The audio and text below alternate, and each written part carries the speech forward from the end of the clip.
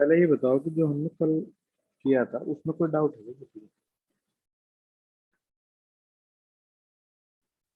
हम्म? Hello. Hello.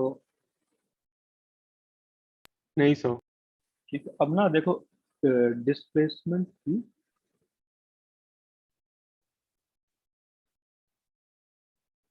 कितने expression हो सकते हैं?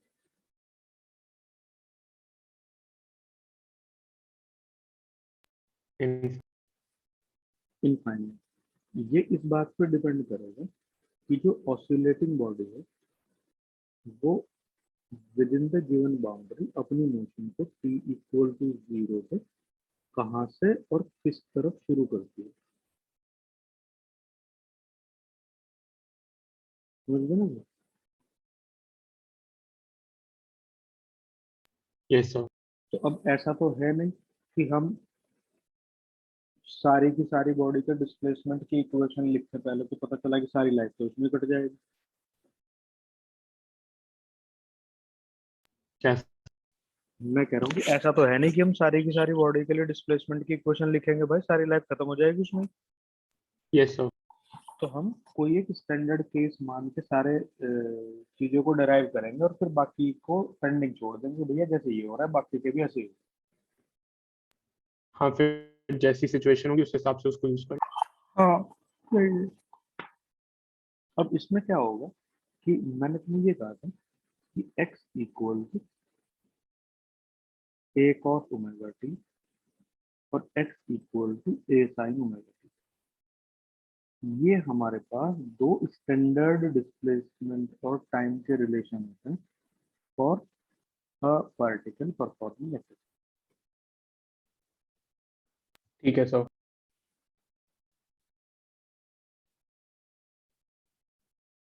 Relating displacement and time for a body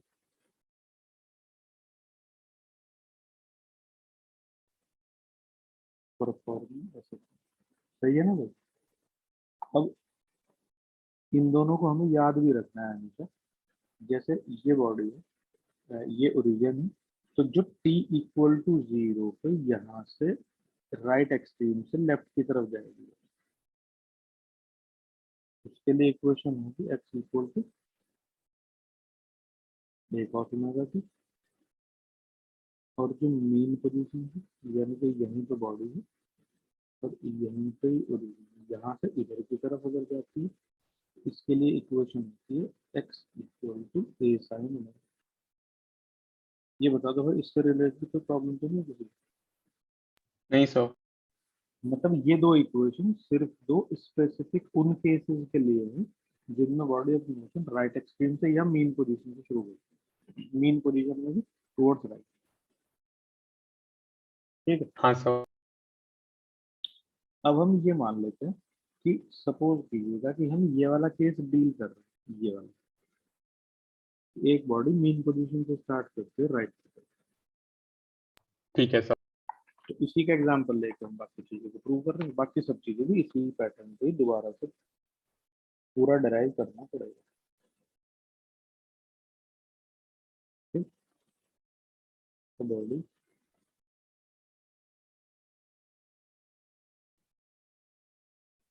performing simple harmonic motion start from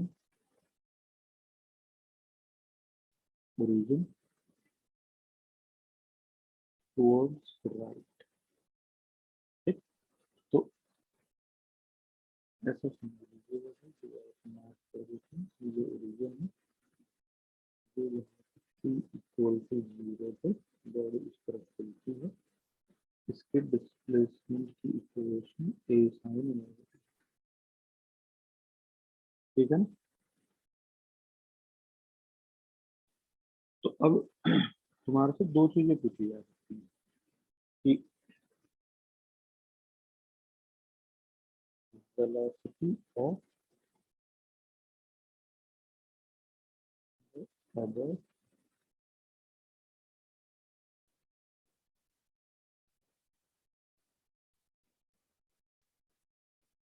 performing acid. दूसरा पूछा जा सकता है acceleration of the above body performing acid. ठीक है ना।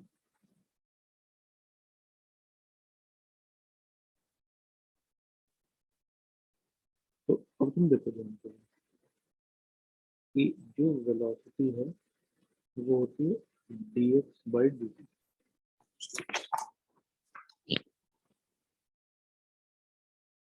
तो जब हम इसको डिफरेंशिएट करेंगे ए साइन ओमेगा टी का डिफरेंशिएशन होगा कॉस ओमेगा टी, और ओमेगा टी का दोबारा से करूंगा तो ओमेगा। तो ये है v equal to A omega cos omega T. और यहाँ तुम्हें साफ दिखाई दे रहा है कि जो वेलोसिटी है वो टाइम डिपेंडेंट है, फंक्शन है टाइम का। तो एक वो ऑब्जेक्ट जो मीन पोजीशन से अपनी मोशन स्टार्ट करके राइट की तरफ जाती है, तो अलग अलग टाइम पे उसका डिस्प्लेसमेंट कितना होगा मीन पोजीशन। जैसे वो यहाँ पे है तो उसका डिस्प्लेसमेंट इतना है, यहाँ पे है तो इसका डिस्प्लेसमेंट थोड़ा और बढ़ गया। तो ये अलग अलग टाइम पे ओरिजिन से कितनी दूर है वो तो हमें मिलेगा इस एक्सप्रेशन से। और अलग अलग टाइम पे उसकी वेलोसिटी कितनी है, ये वेलोसिटी है rate of change of displacement. ये यहाँ से हमने इसको कैलकुलेट कर दिया, बस इसको डिफरेंशिएट करके ये आया A omega cos omega T. तो ये है velocity as a function of time T. मतलब अगर तुम्हारे से ऐसी बॉडी के लिए जो मीन पोजीशन से राइट की तरफ स्टार्ट करती है, कोई ये पूछता है कि अलग अलग टाइम पे बॉडी कहाँ होगी, तो इस इक्वेशन में तुम टाइम रखते जाओगे और उसका डिस्प्लेसमेंट निकालते जाओगे। और सेम बॉडी के लिए अगर कोई ये पूछता है कि अलग अलग टाइम पे उसकी वेलोसिटी कितनी होगी, तो इस एक्सप्रेशन में तुम टाइम रखते जाओगे और वेलोसिटी निकलते जाओगे। तो ये velocity as a function of time है। पर ये सबके लिए वैलिड नहीं है भाई, ये बात याद रख लें। एक एग्जांपल दे देता हूँ कि अगर सपोज करो कोई बॉडी मीन से मोशन स्टार्ट ना करके राइट एक्सट्रीम से लेफ्ट की तरफ करती है यहाँ से, तो उसके लिए x equal to A cos omega T differentiation करेंगे तो वेलोसिटी आ जाएगी। ये डिस्प्लेसमेंट है और ये वेलोसिटी है। तो देखो सबसे पहले कौन सी बॉडी कहाँ से मोशन शुरू कर रही है उसका डिस्प्लेसमेंट की इक्वेशन बदलेगी, और तुरंत बाद वेलोसिटी की इक्वेशन बदल जाएगी। ये भी velocity as a function of time. तो तुम ये मत सोच लेना कि यहाँ कुछ स्टैंडर्ड रिजल्ट हैं बस उसको हम याद कर लेंगे तो काम चल जाएगा। हमेशा ये बात ध्यान रखनी है तुम्हें कि डिस्प्लेसमेंट किस तरह चेंज हो रहा है तो वेलोसिटी इस तरह से चेंज हो रही है। समझ गए ना। Yes sir. अब भाई इसी तरह से फिर जैसे ये बॉडी ऑसिलेट कर रही है, तो ऑसिलेट करते टाइम तुम्हारे से ये पूछा जा सकता है कि इतने टाइम बाद बॉडी कहाँ होगी। तो यहाँ रख लेंगे हम लोग टी की वैल्यू इतने टाइम बाद कहाँ होगी। तो भाई जो जो टाइम पूछता है यहाँ यहाँ रख के एक्स निकालता रहूंगा। इतने टाइम बाद उसकी वेलोसिटी कितनी होगी, इतने टाइम बाद उसकी वेलोसिटी कितनी होगी, और इतने टाइम बाद उसकी वेलोसिटी कितनी होगी। तो यहाँ अलग अलग टाइम रखूंगा, वेलोसिटी मिलती रहेगी डिफरेंट टाइम पे। क्यों? क्योंकि ये एक्सप्रेशन है ही टाइम डिपेंडेंट। समझ गए ना। Yes sir. पर भाई ऐसा भी तो हो सकता है कि जैसे ये ऑसिलेटिंग बॉडी है जिसका केस हम कंसिडर कर रहे हैं, जो मीन पोजीशन से राइट की तरफ जाती है, ठीक है। तो ऐसा भी तो हो सकता है ना भाई कि वो तुम्हारे से ये पूछ ले कि जब बॉडी मीन पोजीशन मतलब ओरिजिन से 10 सेंटीमीटर दूर है तो उसकी वेलोसिटी बताओ। जब 15 सेंटीमीटर दूर है तो उसकी वेलोसिटी बताओ। और जब 30 सेंटीमीटर 20 सेंटीमीटर दूर है तब उसकी वेलोसिटी बताओ। मतलब तुम्हारे से वेलोसिटी पूछी जा सकती है with respect to displacement from mean position.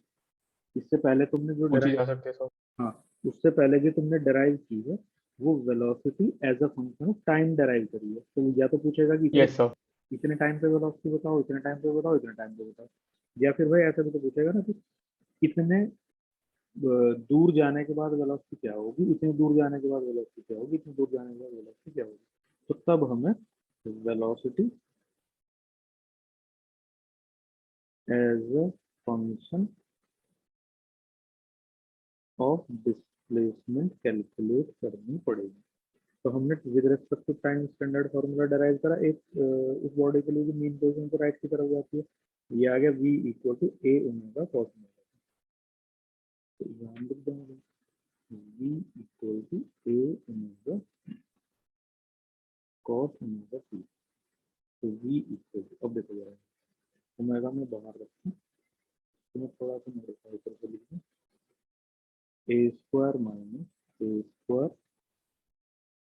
Sine square omega t। बोलो ये बात समझ आएगी? आगे सर। अब ये देखो, ये जो ये है, ये a साइन ओमेगा t, ये जो बॉडी मीन पोजीशन से मोशन स्टार्ट करके a साइन ओमेगा t, उसका डिस्प्लेसमेंट ही तो है। है सर। तो मैं इसको रख दूंगा v equal to omega under root a square minus x square. ठीक है सर। तो बस यहाँ पे मैं डिस्प्लेसमेंट की वैल्यू रखता रहूंगा, तो ये मुझे वेलोसिटी मिल जाएगी as a function of displacement. देखो, जब हम कहते हैं कि x की वैल्यू a है, a का मतलब एम्पलीट्यूड, जब यहाँ रखूंगा तो v जीरो है, इसका मतलब यहाँ के पार्टिकल रुक तो जाता है। हाँ सर। फिर मैं कहूंगा x इक्वल टू जीरो, मतलब यहाँ पे है, तो यहाँ वेलोसिटी है मैक्सिमम, कितनी, a ओमेगा। Yes sir. ये बात समझ आ गई? हाँ सर। तो हमारा प्राइम वर्क है क्या, एक्सेलरेशन, प्राइम वर्क है डिस्प्लेसमेंट की इक्वेशन लिखना, फिर उसके बाद हम वेलोसिटी का एक्सप्रेशन डराइव करेंगे, और फिर उसके बाद हम डराइव करेंगे एक्सेलरेशन। ठीक है सर। अगर कोई डाउट हो तो मैं बता सकता हूँ, जब तक अच्छा है काफी निकाल बार बार। बी है ए ओमेगा कॉस ओमेगा टी, किसके लिए ये वी है, उस पार्टिकल के लिए जो मीन पोजीशन से राइट की तरफ चलता है। ये बात ध्यान रखनी कि एक्सप्रेशन किसके लिए, सबके लिए नहीं है। हाँ सर। हम एक का एग्जांपल लेके चल रहे हैं, अगर तुम्हें कोई दूसरा एग्जांपल मिलता है तो भाई सबसे पहले डिस्प्लेसमेंट की इक्वेशन को बदल लें, तो ये क्या होगा, एक्सेलरेशन माइनस ए ओमेगा स्क्वायर साइन ओमेगा। बोलो कोई प्रॉब्लम है क्या? नहीं सर। अगर अलग अलग टाइम पे तुम्हें एक्सेलरेशन निकालना हो तो इस इक्वेशन में टाइम की वैल्यू रखता रहूंगा और एक्सेलरेशन निकलता जाएगा। ये बात ध्यान रख लेना, कभी सारे पार्टिकल के एक्सेलरेशन की इक्वेशन ये होती है, इसको रट्टा मार लो।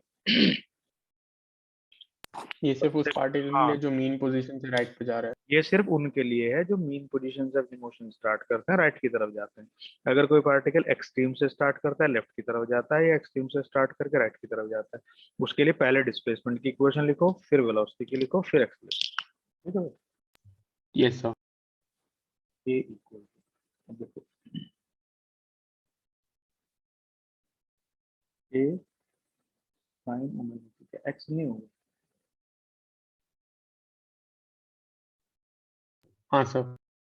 ए directly proportional to negative of displacement नहीं आ गया सर, SHM प्रूव हो गया मतलब। है। हो गया भाई, अगर मास से मल्टीप्लाई कर लूंगा तो यही फोर्स हो गया। तो इसका मतलब ये बॉडी जो इक्वेशन लिख रहे हैं हम जिसके लिए, ये कंफर्म है कि वो एसएचएम ही कर रहे हैं। समझ आ गई? Yes sir. अब अगर ऑसिलेटिंग बॉडी का मास हो m,